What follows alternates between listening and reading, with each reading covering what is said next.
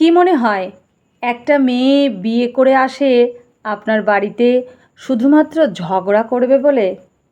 না, মানে তার মা বাবা, তার নিজের প্রিয় কোলবালিশটা, নিজের প্রিয়জন ছেড়ে আপনার বাড়িতে আসে শুধুমাত্র সংসার ভেঙে দেবে বলে? সে মেয়েটা অ্যাডজাস্ট করতে পারে না, সেই মেয়েটা হিংসুটে, সেই মেয়েটার রুচি ভালো না, সেই মেয়েটার সবটা খারাপ, তাই না?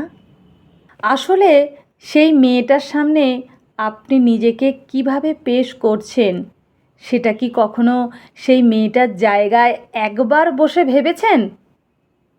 তার হয়ে বলার কেউ নেই বলে হাসির ছলে তাকে কত না কি বলা যায়, তাই না?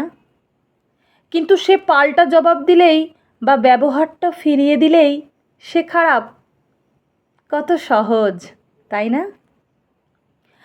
আসলে কোনো মেয়েই কিন্তু শুধুমাত্র কাজ করবে বলে বা বাচ্চা সামলাবে বলে বাড়িতে যায় না। সে তার নিজের পরিবার ছেড়ে আসে সেখানেও একটা পরিবার পাবে বলে। শুধু পাল্টে যায় তার আচরণগুলো আঘাত পেতে পেতে, আর তখন থেকেই চারিদিকে বদনাম ছড়াতে শুরু করে যে বড়দের সে সম্মান করতে পারে না বা বাবা মা তাকে কোনো শিক্ষা দেয়নি। লেখা সংগৃহীত, পাঠে অর্পিতা চৌধুরী।